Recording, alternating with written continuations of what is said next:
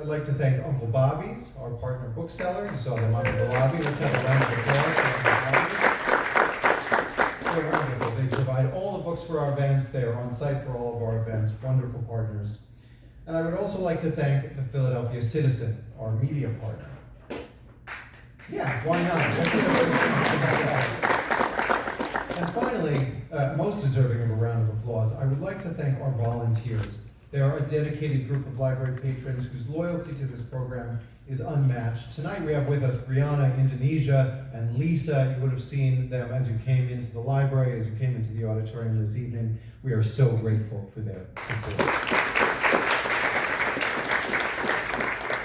Tonight we welcome Harmonia Rosales, who is an yeah, that's here.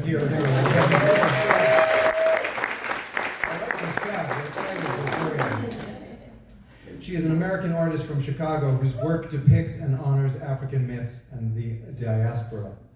Since the genesis of her career, her main artistic concern has focused on Black female empowerment in Western culture, depicting and honoring the African diaspora. The artist is informed by the ebb and flow of contemporary society, where she seeks to reimagine new forms of aesthetic beauty, snuggled somewhere between pure love and ideological counter-hegemony. Tonight she will be speaking with us about her new book, Chronicles of Ori, which is absolutely stunning. If you don't have a copy yet, you should run, not walk, after the program to get one. She will be joined in conversation by Imani Roach, who is the inaugural director of the Bryn Center for African and African Diasporic Art at the Philadelphia Museum of Art. There, she is planning the first permanent gallery devoted to the arts of Africa and its diaspora in the PMA's 150-year history. And I think we can still call it the PMA. Imani told me that was allowed. In its 150-year history, and that's set to open in fall 2026. In this role, she also works with colleagues across the institution on educational, curatorial, and conservation initiatives that center Black art. Folks, we are in for an incredible conversation. Please join me in welcoming Harmonia Rosales and Imani Roach.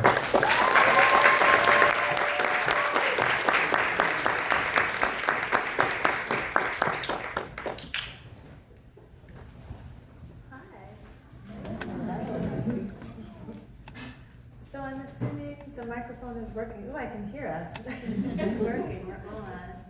So nice to see all of your faces. We were talking backstage, and I was saying that actually this author series, this Free Library Author Series, was the very first thing that I attended when I first moved to Philadelphia. So it's such an honor to be in conversation with you about this fantastic book. This is my first time on stage, and I can imagine a better occasion.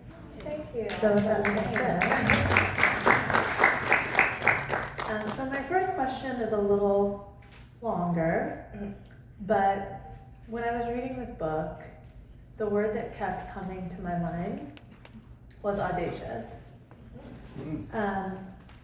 It's audacious, I think, for a visual artist to take the leap to creating a full-fledged novel.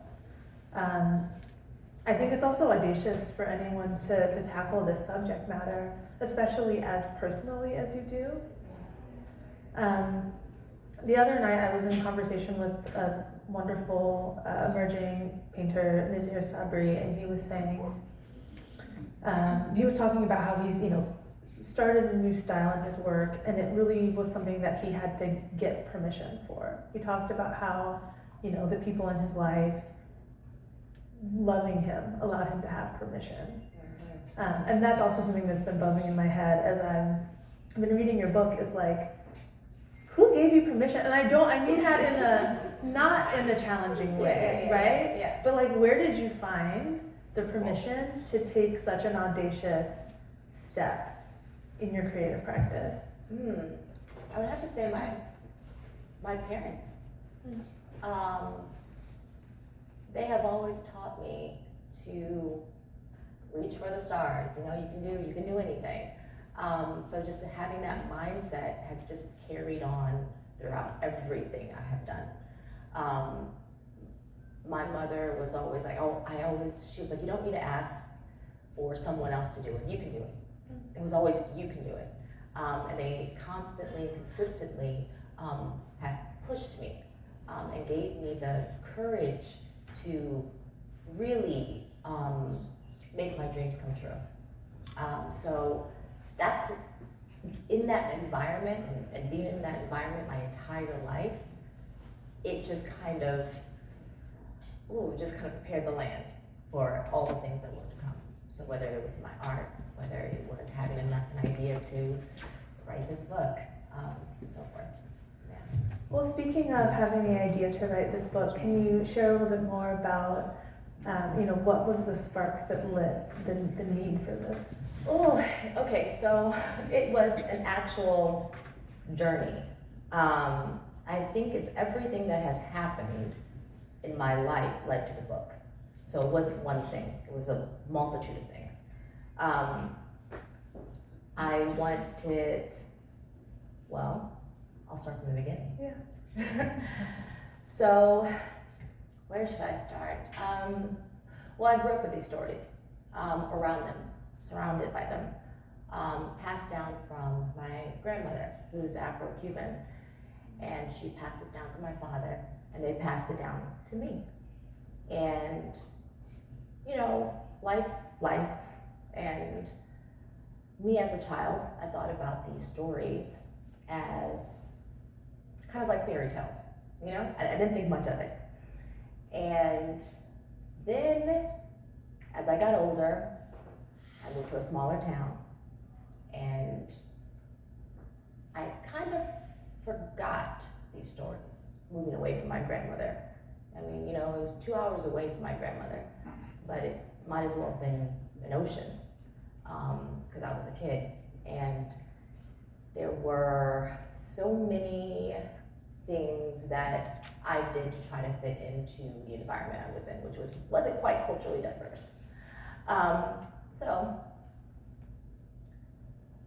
I would say I built this mask of conformity that we often do when we don't feel connected and we want to belong.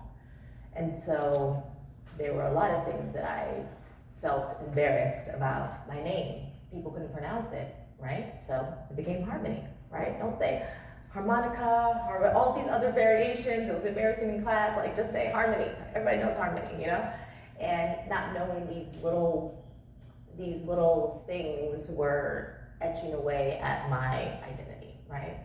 So it was taking me further away from my roots. Didn't even speak Spanish.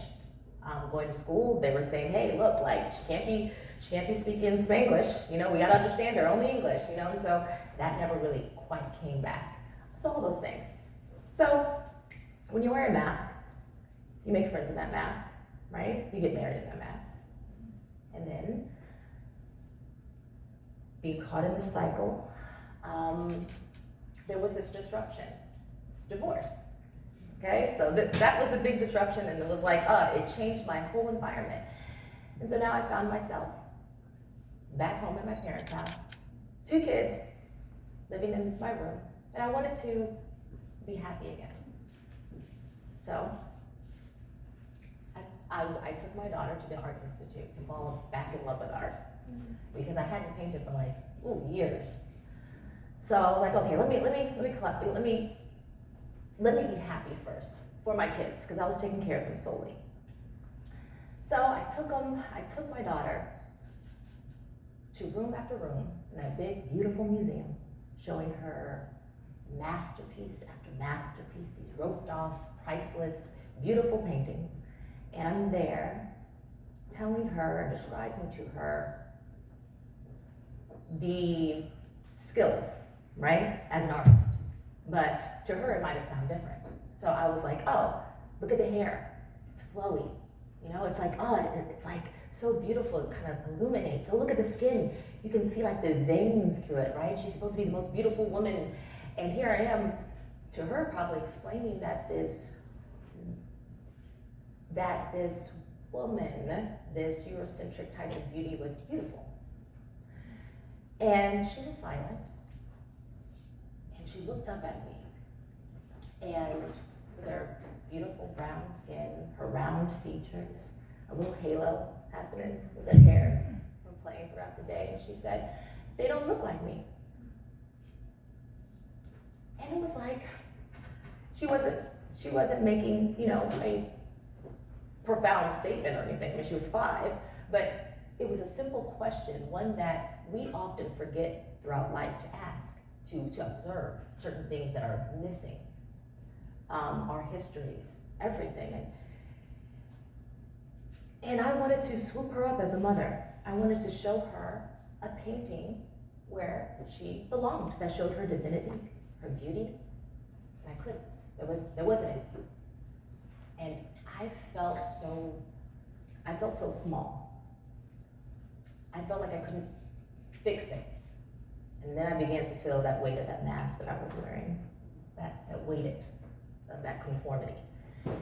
And there was like, the museum lights were coming down on me like I was on a stage, and it was like I had pulled back this curtain of what society was telling us, that beauty, divinity, all those things belong to my beautiful brown-skinned pink girl. So that's when I decided, you know what? That's when it came forth. There are goddesses and goddesses that look like you. There are. And so I used my skill to paint a world where she belonged. And I did that, right, for some time. That's when I really began my art career.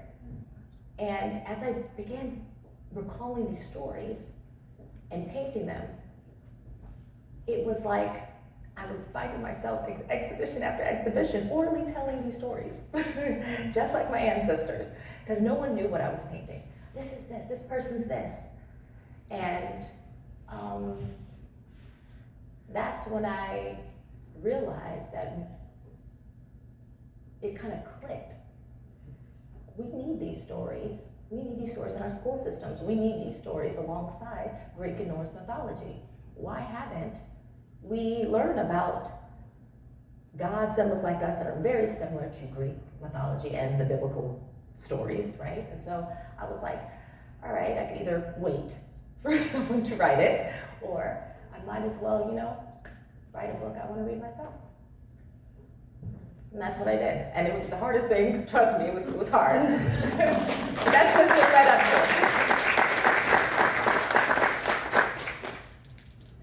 It's interesting that you talk about how important beauty is, how important it is to your visual arts practice.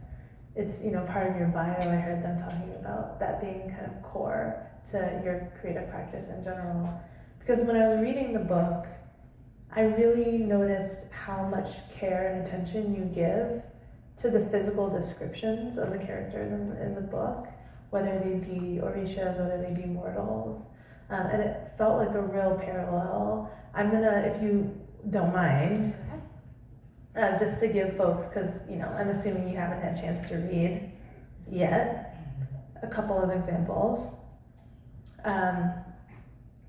So this is a description of Mama Amile, who I'll have you explain who that is so that I don't butcher it for the audience. Well, she represents Mother Nature. Just think about her like that. Yeah. So Harmonia writes, her hair was locked and cascaded to the floor.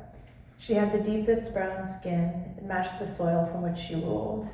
Except for her feet, every inch of her body was adorned in the finest diamonds and gold. She sat poised as though she were always anticipating esteemed guests. Veiled behind a gold-beaded mask that concealed her face, she locked eyes on Imani as they approached. She beckoned them to come closer so she could get a better look. They knelt before her, pleading with her to restore their memories. And it goes on. But so much of this text, I think, hinges on these very loving descriptions of how beautiful these individuals are. And it's interesting to me because I think that's unusual. Like when you're thinking about divine figures, right? To imagine them in such specificity, right? Not just to describe them as beautiful, but to imagine them with such specificity. I wonder why that was important to you, right? Like, obviously beauty is important, but you really do, there's a real strong visual component, I would say, to the novel. Because I wanted it to be unmistakable, what the beauty I'm describing is. And I did it specifically because I remember, I get so sensitive about this, but when I was with my grandmother, my grandmother, I thought was so beautiful. I wanted to be just like her. I said, Grandma, Mima, you are so beautiful. And she goes, oh, no, you are. I was like, no, Mima, you are so beautiful. And she goes, no, because, your skin, the light skin. And she never thought that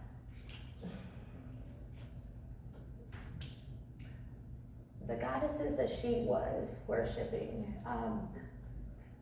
it has been a lot of whitewashed when it crossed the Atlantic in Cuba. And so I wanted to really emphasize the beauty of really her. So when I'm writing to her. The lines in her neck, her hair texture, her skin, it was so beautiful to me. Lovely. So, you mentioned the great geographic expanse, right? The fact that these gods and goddesses were carried across the Atlantic to the Caribbean, to the United States and other places. And, this novel really does span so many geographies. It spans much of Africa beyond just Yorubaland, right? Yeah. So it's rooted in Yoruba spirituality. We should probably get that on the table, would you say? Okay. But it incorporates like Kush and Kemet and the New World and, ancient Greek, it really encompasses much of the world, which I also found striking and audacious. That in some ways, even the Bible, right, you fold into, there are sort of biblical figures that are folded into this larger Yoruba cosmology that you're outlining. And so I'm wondering if you could talk a little bit about that choice, right? This really centering the Yoruba story. Well, Yorubaland is a migration of people, right? That's what it was made up of.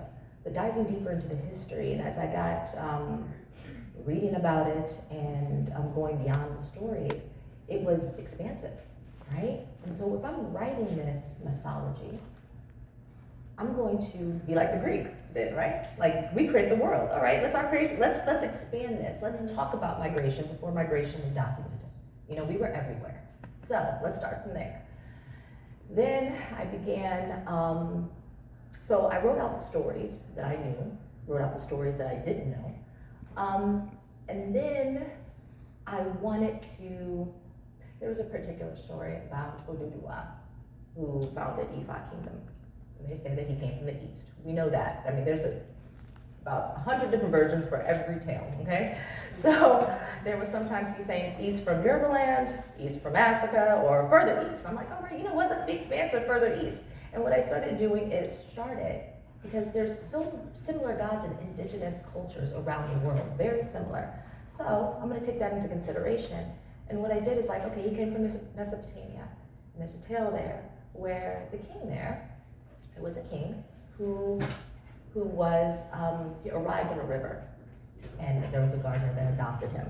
And I was like, oh, all right, this story, that indigenous story, was the basis of Nimrod from the biblical text, okay? And telling stories from different perspectives, I mean, Nimrod could be seen as evil, right? But he was really worshiping multiple gods, right? This is how this was demonized. So I was like, let's take that Nimrod, and that could be the father of Oduduwa, who was the exiled king from the east and migrated back over there. So that's how I started connecting the stories. And so I took these sentences, one sentence, maybe two sentences from biblical text, from Greek mythology, and created an entire persona and connected it. Because these gods have been mixed for so long within everywhere. So that's how I began really to expand it. And then also really reading on the folktales around the continent, and pulling from there. And I just really used my imagination and kind of did what Saidiya Hartman would say, critical fabulation, right? Taking that imagination and really filling in the gap of what we're missing in society. There were so many times in reading this book when I was like, oh no, she did it. Like she just connected this whole other world. What is the response I think that you're hoping, what is the response that you're hoping people will have to those moments where you step outside of, say, the Yoruba canon, classically speaking, to bring in the Bible, bring in, Nimrod, bring in Egypt, bring in Greece? To show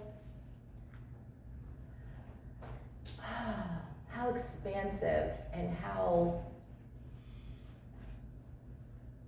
much history is it, I want people to read it and almost get the feeling of, oh, this could be true, and analyze it, and let's talk about it. Anything that creates conversation around them is my goal. And it's to kind of connect us all. It's to reach throughout all the continents, to reach the African diaspora and reconnect us back to our roots. That's all I want. And that's what I wrote this book for, that call back. So I wanted to talk a little bit about the title, Chronicles of Ori, this idea of Ori. I was a little bit unsure when approaching, drafting some questions for this night, how much to ask you to explain. I should say this is a book that has a very handy glossary in the back of terms and, figures, etc. So there's a version of this question that assumes that everybody in the room knows what Ori is, but I don't think I want to ask that question, right? Like, I would love to ask the previous question, which is, what is the significance of Ori in this story? Why is it Chronicles of Ori? The title? Yeah. Okay, so Ori literally means head, right? Your consciousness. But if you think about it, it's really, when you're really connected to who you are, and you listen to that voice in your head, it can lead you to your destiny, right? That's what I felt that has happened to me. I was pulling away so hard, and I didn't want to become an artist because everyone was telling me, it doesn't pay the bills. And so I was really just moving further away, trying to find myself, when all along, this is what I should have been, doing. And so when I finally listened to it, and I was like, no, Dad, I don't want to get remarried. Okay, I want to become an artist. That's when I really found myself. So Ori, how I explain it in the book, is that ultimate God in your head, the one that guides you. And to live in it, it lives in the garden of your mind. And that's when you have the right balance. That's when you know who you are and you're grounded, right? So think of it as like that garden. And as long as you tend to that garden and then you keep it lush and you keep it beautiful and you don't let anything infiltrate it, and the Ori is happy and you can hear it and it can guide you to where you need to be. So the book Chronicles of Ori is, since these stories are meant to be digested and retold to help you out through your life, to help you to reach your destiny, that's what this book is. It's the stories I digested and I retold and reimagined to connect us back to our roots. So it's like my version. I'm not saying this is the version. It's my version. Yeah. I think because of this through line of the importance of the head of the Ori, which is core to Yoruba spirituality, core to the book, there's so much really beautiful language that really explores the complexity of the human psyche, right? So you're getting into desire, jealousy, you're getting into, like the tensions between, one's destiny and one's sort of the path that they're on. I mean, there's a really, really beautiful nuanced discussion that was so resonant for me in terms of like my own psychological experience. I think there's something quite universal about it, which is I think also why Yoruba spirituality does in fact apply and could in fact apply as broadly as you've cast it geographically, because it's like we all human beings have these really complex inner worlds. And I guess I'm wondering,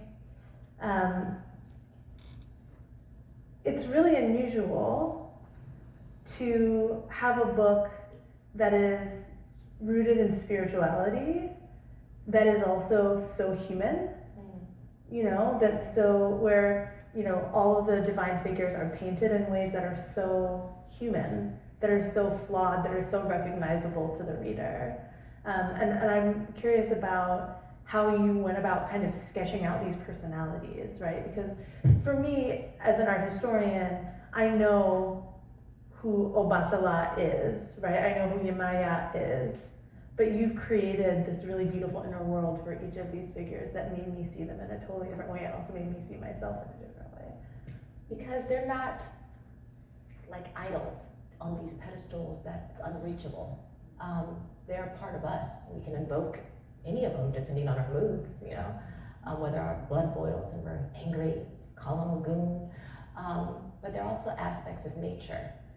And when you think about them as having flaws, you think of them as being human, right? As us. So I wanted each Orisha, the ones I chose, I mean, there's 4,000 more. But I stuck to just 7 so people can just be introduced to these Orishas.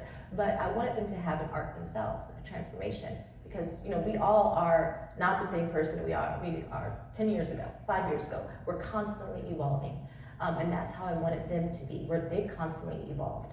And when we think about them as not only having human qualities, we think of them also, again, as nature gods. And if you think about it as nature gods, you call upon them to help you with the garden. So you help to tend to it, right? To help, so it's those kind of aspects. And then I was like, all right, let me go further and let me create these. What do they fight against? Now, I can make them fight against colonialism, as in, okay, there's this white slave master, but I did not want to further divide the color line, right? I'm trying to bring people together, not separate people. So let me stick to nature. Let me think, all right, the 7 European powers, right? They're the animals. Then let me think about what is the catalyst? What is the motive of colonization, manipulation, power, right? Control, greed. All right, what is all consuming that's even happening now? Erasure, right? So, strangler fig. I think of a strangler fig. I think of us as a tree planted in our roots, and I think of a strangler fig consuming. And so that's another aspect in there, and they're fighting that. And so, with all that, I'm trying to create a new kind of understanding that we are them and they are us. We're each a god to somebody, right? A mentor or whatever. And we're connected in so many ways. And that's the different understanding than, perhaps maybe, other understandings of religion. But I really want to show that we control and we can contribute to community. I'd love to talk to you about another theme that I saw again and again in the book, which is around justice. And it made me wonder, first of all, over what span of time this book was written? Like, when did you start? How long did it take you? So the idea started about 5 years ago. Okay.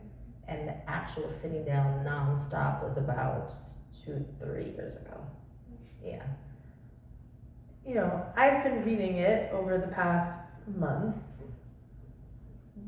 during which the world has been absolutely on fire. Yes, not that it wasn't, you know, in some ways before. And so it's, I think, been extremely timely for me, the moment of its release, to have such an insistence on reflection on this idea of justice. And so I wonder if you could talk a little bit more about either in your view or in relationship to, you know, in the book or in the larger sort of, you know, Yoruba spiritual sphere, what is the importance of justice? Importance of justice. It doesn't always come in the form we expect it to come. I guess that's the main thing. And sometimes I would think that, no, that I would actually just put a period on that. Yeah. It never so, justice in the sense of everything that's happening in the world today, or I think of it as cycles of cycles. That's all. And it's interesting writing this book, talking about how these gods became masked and hidden and forgotten. It's kind of the same almost cycle that's almost happening now, being pushed to, you know, forget, being pushed to. So it's just in a different mask itself, you know. So that's why it's more important, instead of seeking and fighting, it's to reclaim. That's what I'm thinking of. That is what this is. You know, this is my weapon of choice. It's about reclaiming and really, because no one can take away or erase one's identity unless you allow it to. So that's my whole theme of justice in there, is remembering. You know, you've mentioned a couple times now that there, not only are the original stories that you've called together to create this novel orally transmitted, but there's also many versions of these stories. Many, yes. And so how did you get your mind around what version? Also, I've noticed that even, I feel like for certain characters or Orishas, you're almost pulling from different versions at different times. Yeah. So how did you, because that feels like a massive It was. task, how did you go about that? It was. Okay, so writing a modern mythology, first I had to think about, all right, writing something modern, we have to think about what science has discovered now, right? If I want people to get into this book, it can't go with a version of the creation of the world of Obatala coming down with the shell, you know, and the seeds, and then you got the chicken, you know, plankton. Like, first of all, how was there chickens if there was no life? You know, I'm thinking kind of logically, you know? How can we get into a beautiful story, beautiful concept, but how, okay, let me try to rework this here. And that's how I began to choose. And it's like, all right, also thinking about what God came first. All right, there wasn't any soil there, right? There was water, and you think about Olokun, and you think about, so this is how I began, like, okay, trying to organize the versions of the stories, but also thinking about that, you know, some of them combined, right? There's a lot of gods that combined. And so when I was reading other stories and thinking about it, I'm like, wait, this personality sounds way different than this personality. Maybe those were two different. So I was using my own creative license to try to decipher who was who, which came first, what story I was going to tell, and it was really a labyrinth. That's why it took me so long to write it, to actually sort it out. The big issue was what I did not write, what I had to take out in order for it to be not so, everybody won't be lost, that everybody can at least, you know, have an understanding of, you know, just a general concept. Because I really wrote this for people who may not even be in it, who may not even heard about these, African gods. I want it to be easy enough. But yeah, that's how I kind of sorted out. I looked at how the world was created, so I really reconnected or really dived into the cosmology of the creation of Earth in Yoruba, and that lined up with the Big Bang almost, and so that's how, yeah. I mean, this does go back to my original question, Yeah. because I do think there's something really audacious about taking creative license in that way. Yeah. And that struck me immediately when I started reading the book. And I really want to understand where that comes from, right? Like where you get that courage, where you get that, or maybe it's freedom, maybe it's not courage, right? But like to be able to move so nimbly between these different versions, select what serves and leave what doesn't serve. I think there's a reason why this book hasn't been written before. Yeah. Right? Right. And I think that's partially because it would be very difficult. It is very difficult to do what you've done. And so I do want to maybe push you just a little bit to like, what is that like, to be able to have that level of freedom? I guess because I stay in my studio, really. I'm just with my family, I don't go out. And so I don't listen to anybody. When I create these, I make sure it's backed up though. So I'm not just choosing just to choose. It's like it has to make sense. And it's reaching my ultimate goal. So we can fight all the time, and there's people that are not gonna, like, wait, that's not right, but that's okay, because my bigger message right now is not about the little nitpicking and the details. It's right now what we need to work on is unmasking these gods. That's what I think we need. We need to have a mythology within the Western canon. When we have the Greek and Norse, and then we have movies coming out. I mean, like, we need something to build upon. I'm not saying I'm the only one, or I'm not like homogenizing blackness in any kind of way, but I'm creating something to show, like, all right, we need to start asking why we don't learn about these. We need to start asking, like, why do they try so hard to erase them? Because there's something so powerful. They're trying to keep us separate as much as possible.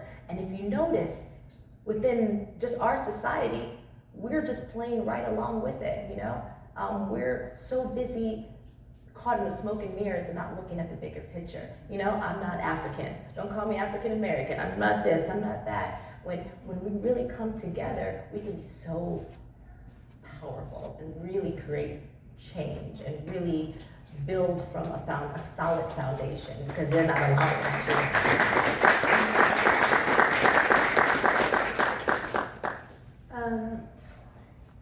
I want to talk a bit about the choice to include your beautiful paintings in the text.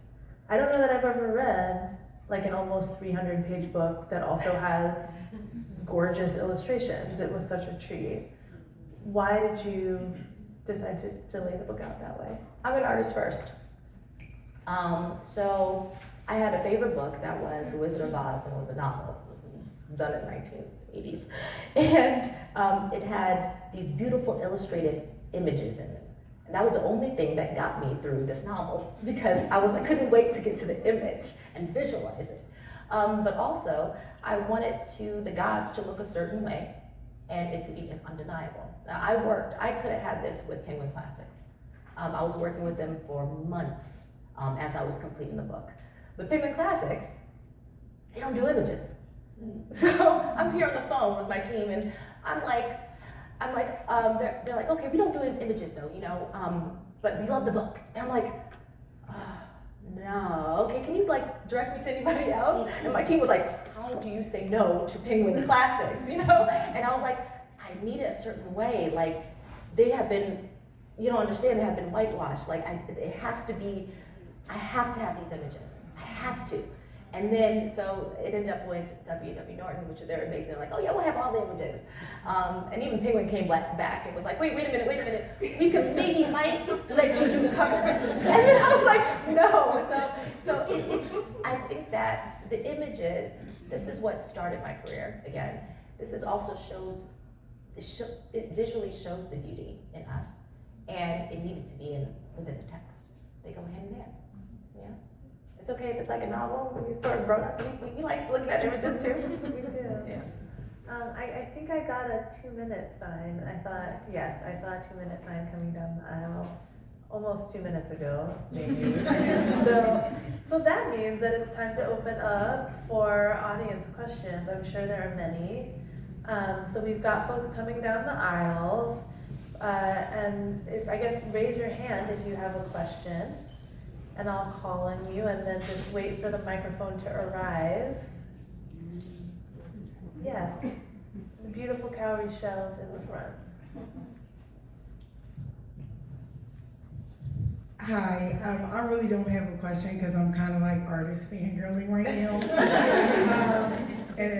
But I just want to say to you that as someone who grew up practicing Ifa and Yoruba, this is amazing because I grew up listening to some of those stories too, but never had the visual. And I'm probably gonna cry because as a dark-skinned girl who's also an artist who never saw myself in anything, seeing your work years ago brought me to my knees. Because I never saw myself in anything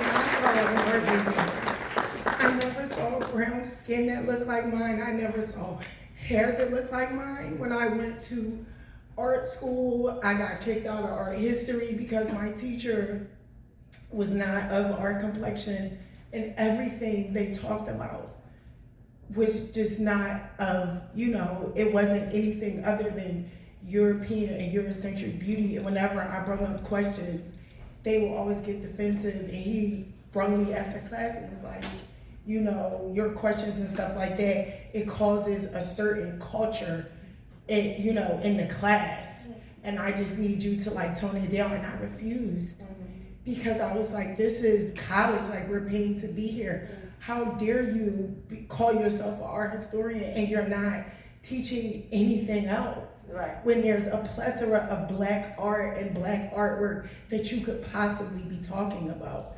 So for you, your art for me is everything. And as a mother who's also teaching my children about Yoruba, about Ifa, about the importance of our culture and of us, this book is going home to my kids. And you are just amazing. And thank you.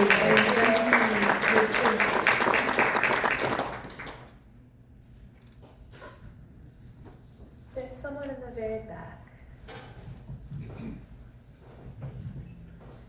Hi, this is amazing. So my question is a little bit more focused on your practice as an artist. So it's very clear that, African spirituality is at the core of this book, but then again, you guys talk about the complexities of more of these micro realities and the psychological aspect of it. So I'm interested to know, there's obvious ways in your work that you subvert or challenge more typical, canonical, technical things in your work. How do you kind of find that balance and reconcile between some of the themes that are addressed in continental philosophy and bring that together with this modern mythology that you talk about? So the sublime, beauty, things like that are typically the starting point for a lot of that comes out of Europe, I guess, in a more larger discourse. And you definitely subvert that in your work. So I'm interested to kind of know how you find that balance for yourself in trying to create this story that makes sense and has logic and a lot of these things that are just rooted in a very Eurocentric, place. Yeah, so if I'm understanding right, how do I just paint or describe such complex issues? Is that kind of, I guess there's a tradition that you're following that is right. Very clear in the canon of art history, right? And when you think of mastery painters, right? But at the same time, you have this obvious subversion that's happening with painting Black figures. I know. What are other ways, I guess, in your work that you do that might not be as obvious, and how do you kind of balance, I guess, the origins of continental philosophy that kind of guide some of those psychoanalytical, like, you know, just these, I would say, like a tradition that a lot of us embody in thinking about history, right? How do you balance that and create a narrative that is so expansive, does align with science in a way and logic? Wow, okay. I'm gonna try to answer it as best as possible. And I wanna make sure I understand your question again. And you're saying, and did you? There are aspects of it, I mean, I resonate with that question on some level to the extent that I understand it. I think you're highlighting the fact that your work is so kind of classically beautiful in a way, so it belongs in a certain style, perhaps, that is kind of classical. So it's the classical style. Is that what we're? Possibly, is that part of Is that what what you're you're- asking about? And Not I'm that sorry. it belongs, not that it necessarily belongs, but Right. to think about like this tradition right, in the canon, right? And then thinking about the canon of philosophy, right? And so you're challenging that with this mythology that you're creating. And there's obvious ways that you're doing that, but my question is kind of what technical aspects of your work are less obvious that we might not pick up on that are challenging that? And in addition to that, how do you just balance that, I guess? So you're talking about the symbology that I use and that kind of thing, and how do I do that? Well, we could talk about, let's see. For example, here, right? This is, you have 2 or 3 of the European powers chasing Eve, who Eve embodies. She embodies the migration of.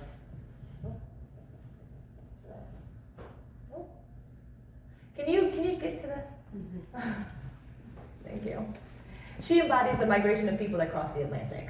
Okay, so that's who she symbolizes, and because she's like, think of the mother to the diaspora, and she is.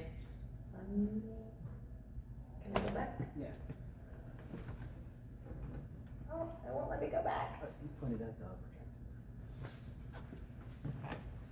projector. Oh, here we go. Can we pause that? Okay, thank you. Okay, so she's invoking Ogun to help fight, to keep her stories from being absorbed into the manuscripts. Their stories being absorbed into the manuscripts below here. So that's this particular one. That symbology. There's another one where, and I'm sorry if this is not working. There's a serpent, a golden serpent. The golden serpent came from a folktale, and I wanted to, the symbol of gold. We can talk about it right here. The symbol of gold. At one point, that our bodies, our Black bodies, was worth more than gold. So I use that a lot in illuminating the skin as a beautiful contrast. And also, can we go to the snake one, please?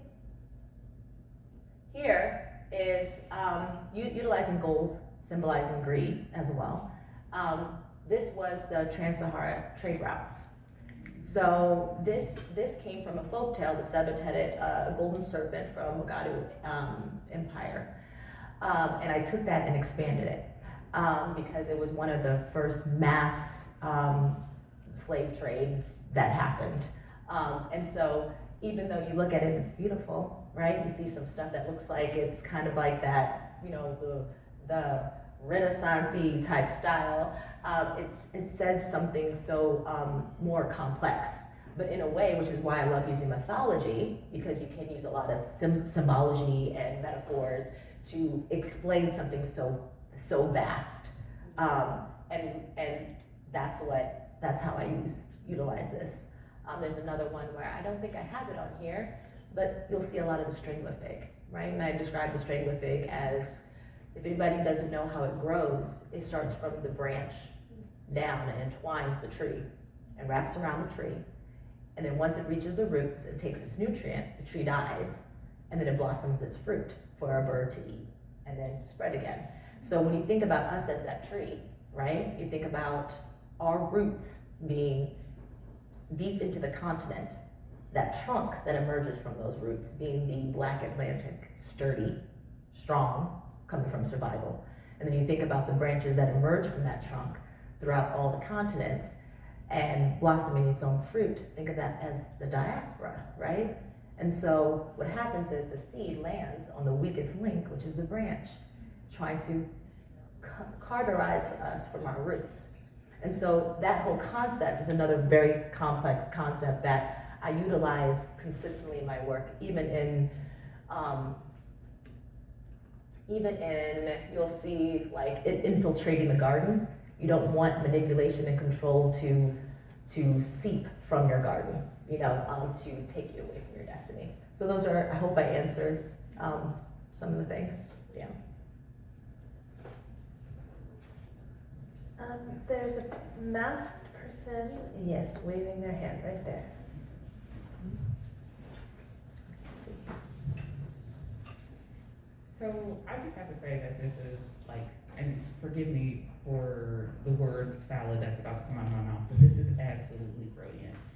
As somebody within the tradition, seeing the attention to detail in terms of Yemoja and her big breast and those stories, it feels absolutely unifying. But one of the questions I had about the depiction of Ori and that sort of like Rococo style palette, which, we see that like in Europe that era was associated with like opulence and like in a period of enjoyment. Right. Was your use of that intentional? Yes. Okay. So, I mean, it kind of goes throughout all my work, right? Well, how I use the style, the style I use, how I reimagine certain paintings. I utilize the familiarity of these masterful works that we are taught that's, priceless, right? That is beautiful. And what I do is I just switch it out, right? There's similar stories, different cultures, and different meanings. And so, but what I did is it creates this bridge of familiarity, like you said, right? You look at it, like, oh, I know something like this. I know this image, and it kind of makes it approachable, right? When these gods are seen as, again, sinful, right? It brings you in. It can bring all cultures in, wanting to know more. And so having that bridge of familiarity is my way of trying to mainstream these gods as fast as possible without the knowledge that we have or that we're even learning, that we're not learning in school. So again, that's how I created the book. That's how I kind of wrote it in a Western kind of understanding, and not so much more of African spirituality, because my ultimate goal is to incorporate these stories through K through 12. So, because I think those are the impressionable ages, because right now, our Black youth, if you really step back, that they're learning that their stories begin in chains, and it doesn't. So this goes beyond that, the docs. And can you imagine growing up and knowing that, hey, look, I came from divinity and these kingdoms, and imagine how others see us as well. So. Thank you. And I salute you for what you created for us. Thank you. Just behind. I echo everyone, just how wonderful it is to hear you speak about your book. I wonder, do you have a favorite story, and do you have a favorite image, and if so, what are they? All of them are like My favorite. I've invoked so much energy with each painting. I would say, like, not particular story, but I do like the whole relationship between, or from my understanding, between Chango and Oya, right, the goddess of the winds, and then Chango, you know, that thunder, that lightning, the storms. Because I remember as a child, my father would take us up to the roof, and we would sit on there as the storms gathered. You know, my mother would be panicking because, you know, my babies are gonna fall off the roof. But it was so beautiful seeing those, telling myself like, oh my God, there's Oya and Chango preparing, you know? And then when the rain came, having to hide, and me running out and playing in the rain and feeling like I'm a part of a culmination. And when that happened, and being just in the mud and everything, I felt like I was a part of this world, that I never felt quite like alone. And that's the beauty in kind of understanding stories and you know who they are, because you feel like, you know, you're not alone, you know? So I guess I would say them too. My favorite. There is a gentleman down front in the blue.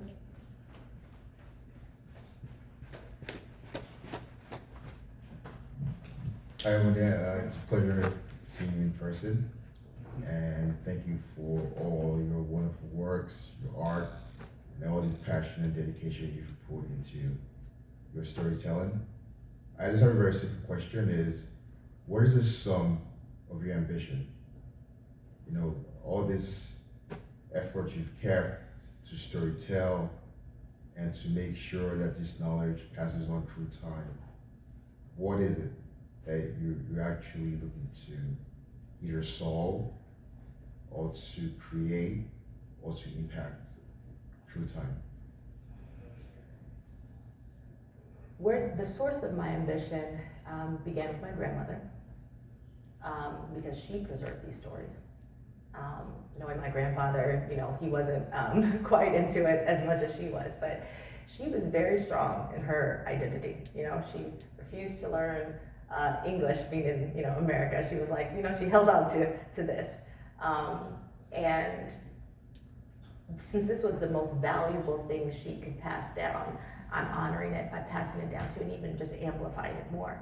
But I feel like it's so important because looking at my children who grew up with these images, this is the only thing they've seen, is they have this built-in guard against anything that comes and tries to erase their identity or attack them in any way. My daughter, she loves the way she looks. You know, no one can tell her anything. She's not thinking about changing anything about herself.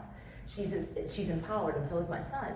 And just to see that, can you imagine if our youth, our Black youth sees it? How would we perceive ourselves? How would they grow up? And how would they carry themselves? And again, how others are really, that's my drive, is seeing that I want to do this for our future generation. Because I want to see it. I want to see what we can create from it. Like, can you imagine creating not from survival and the weight of it, but from empowerment, you know? I mean, I think about my side, my one side, my other side of me, the Jewish side, right? They don't define their stories by the Holocaust. They define their stories by the Exodus, by mythology, and that gives them their strength. And so that's all I want for us. Thank you. Okay, we have time for one more question. I'm gonna call on you. Hi, so you mentioned Sadia Hartman, who I adore. She could write a book on like the history of Black women and hairpins, and I'm like, I'm sad. So in terms of not only just maybe artists that you connect with visually that pour into your practice, but maybe from with Black women and feminism, our own personal female empowerment, like who are some, it'd be like I'm Ata Adu, Barbara Smith, like who are some that like you really pull from that also help you with your creativity? Sylvia Winter, another good one, Jamaican, amazing. I liked her whole concept of, and I love this quote, and I'm probably paraphrasing because I don't know exactly, but until we defined what it is to be human, and institutions will tell us who is important and who isn't, right? And so that whole concept is like, oh, that drives me a lot. That and Hartman as well. I think those are my two primary female, female like leaders for me. You know, that do empower me to create these stories, that do tell me that it's okay to take the fragments of our history, you know, put in your own imagination and fill in the gap of, or not the gap, but, you know, to place that into the archive. Yeah. We're gonna have to wrap it up there. Please give a round of applause for our speakers.